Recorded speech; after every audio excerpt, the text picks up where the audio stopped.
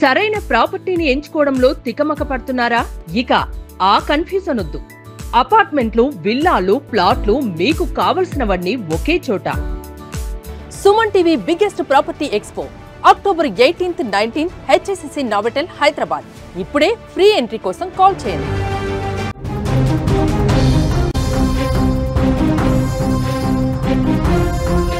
9 నెలల గర్భిణిని కిరాతకంగా చంపేసిన మామ. ఈ బ్రేకింగ్ న్యూస్ చూసే ముందు ఒక బిగ్ అప్డేట్ చూద్దాం. హైదరాబాద్ మొత్తంలో ఉన్న బెస్ట్ ప్రాపర్టీస్ అన్నింటినీ ఒకే వేదిక మీదకి తీసుకొస్తుంది సుమన్ టీవీ.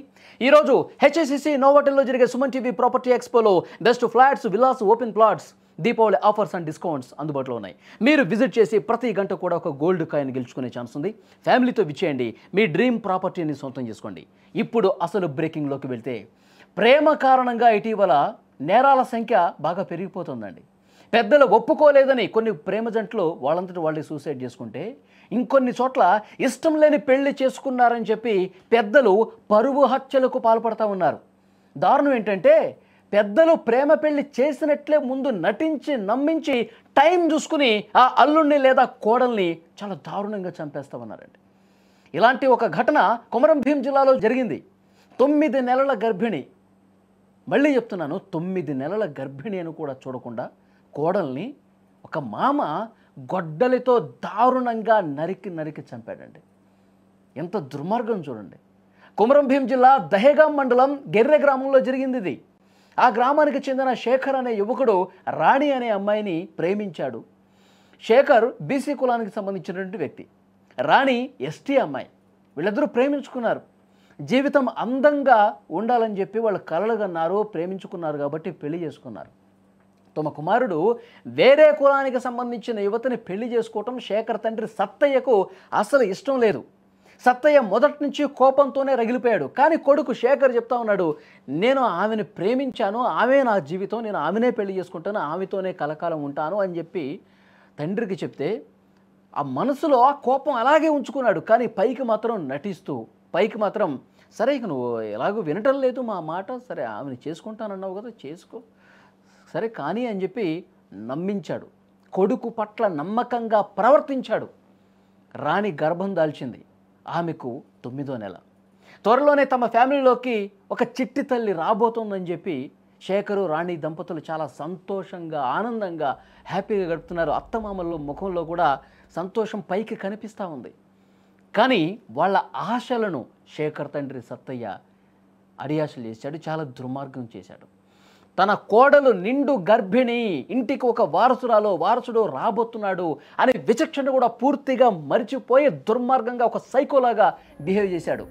ఉన్న కోపాన్ని గుండెల్లో ఎప్పటి నుంచో 9 నెలలుగా దాచుకుని ఉన్నాడు కదా కోపం, మైండ్లో అదే ఉంది. నాకు ఈ కోడలు వద్దు, ఈ కోడల ద్వారా వచ్చే వారసత్వం వద్దని చెప్పి మైండ్లో ఫిక్స్ అయిపోయాడు. 9 నెలల గర్భిణి అయినటువంటి కోడలు రాణిని ఆమె ఒంటరిగా ఉన్నప్పుడు, కొడుకు ఇంట్లో లేనప్పుడు, ఒంటరిగా ఉన్నప్పుడు ఏం చేశాడో తెలుసా? ఆ సత్తయ్య, ఆ దుర్మార్గుడు, ఒక పదునైనటువంటి గొడ్డలు తీసుకున్నాడండి. ఆమె ఒంటరిగా ఉంటుంది చూస్తే వెనకాల నుంచి ఆ గొడ్డలు పట్టుకొని వేగంగా వెళ్ళి ఒక్క ఉతుటిన దాడి చేశారండి. గొడ్డలితో 2-3 వేట్లు వేశాడు. చాలా దారుణంగా నరికి చంపాడు. ఈ దాడిలో రాణి, ఆ కోడలు రాణి తీవ్రంగా గాయాల పాలైంది. అక్కడికక్కడే కొన్న ఊపిరితో కొట్టుకుంటూ ప్రాణాలు విడిచిందండి. గెర్రె గ్రామం మొత్తం కూడా తీవ్ర విషాదం నిలుముకున్నటువంటి పరిస్థితి ఉంది.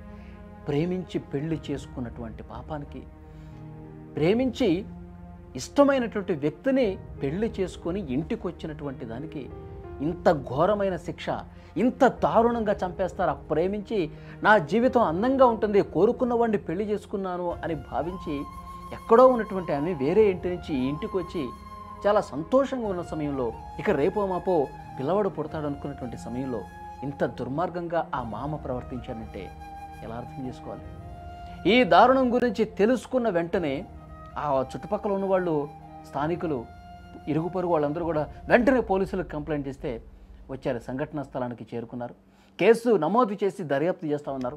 కులాంతర వివాహం చేసుకున్నాడన్న ఒకే ఒక విషయంతో మామ ఇంత దారుణంగా పరువు హత్యకు పాల్పడతాడా? పోలీసులు ఇన్వెస్టిగేట్ చేస్తున్నారు. ఈ వీడియో చూస్తున్న ప్రతి ఒక్కరూ రియాక్ట్ కాండి. అంత దుర్మార్గమైనటువంటి మనస్తత్వం ఇంకా కలిగి ఉన్నారండి చాలామంది. ఊళ్ళల్లో చూస్తూ ఉన్నాం. ఇంకా కులాల పట్ల వాళ్ళు కులమే కావాలి, వాళ్ళకి పరువే ముఖ్యం, మనుషులు కాదు. ఆ వ్యక్తిని నిర్బంధించేసి పూర్తిగా 4-5 రోజులు అన్నం పెట్టకుండా ఉంటే నీకు మీ కులం వాడే తీసుకొచ్చి అన్నం పెడతాడు, అప్పుడే తిను అంటే ఎట్లా ఉంటుందండి? అతన్ని అసలు ఎక్కడ నా కులం వాడు పండిస్తేనే నేను తింటాను, నా కులం వాడు నీళ్ళిస్తేనే నేను తాగుతాను, నా కులం వాడు రోడ్డేస్తేనే నేను నడుస్తాను, ఇలాంటి పరిస్థితి ఉందా? అంటే నీకు ఇంటికి వచ్చే వాళ్ళేమో నీ కులం వాళ్ళే కావాలి, మిగతా విషయాల్లో మాత్రం కులాలను చూడవా? ఇలాంటి ఒక సైకో బిహేవియర్ చాలామంది ఉంది. కులం జాడ్యం అనేది వేళ్ళూరుకొని పోయిందండి మనుషుల ప్రవర్తన ఎంత దుర్మార్గం ఉంది చూడండి. పాపం నిండు గర్భిణిని చంపించడండి, ఎంత దారుణం ఉండేది ఆ విషయం. నిజంగా ఈ వార్త చదువుతుంటే నాకే చాలా దుఃఖం వస్తూ ఉంది. ఇంత దుర్మార్గమా? ఇంత నమ్మించి ఇంత నమ్మక ద్రోహం చేశాడు వాడు. ఇలాంటి దుర్మార్గులను అసలు ఏం చేయాలి చెప్పండి? ఇంకా కులం పట్టుకొని వేలాడుతున్నటువంటి ఇలాంటి నీచుల నికృష్టుల్ని ఏం చేస్తే కరెక్ట్ చెప్పండి? చాలా బాధాకరమైన విషయం. కులం ఇంకా సమాజంలో ముందు ఇంకా వేళ్ళూనుకొని పోయింది. కులమే కావాలి, నాకు పరువే ముఖ్యం, వాడేమనుకుంటాడు వీడేమనుకుంటాడు, నా ఇంటికి వేరే కులం అమ్మాయిని తీసుకొచ్చి పెట్టుకుంటే ఏమనుకుంటారని చెప్పి ఈ కుల జాడ్యంతో, ఇలాంటి వికృత మనస్తత్వంతో చాలామంది పిచ్చి పట్టినట్టుగా వ్యవహరిస్తున్న పరిస్థితి. ఎంత దుర్మార్గం! చాలా కఠినంగా శిక్షించాలండి. ఈ వీడియో చూస్తున్న ప్రతి ఒక్కరు కూడా రియాక్ట్ అవ్వండి. వాడికి ఎలాంటి శిక్ష వేస్తే కరెక్ట్? ఈ కుల జాడ్యం పోవాలంటే ఇంకా ఎలాంటి మార్పు రావాలి ఈ సమాజంలో? Please comment.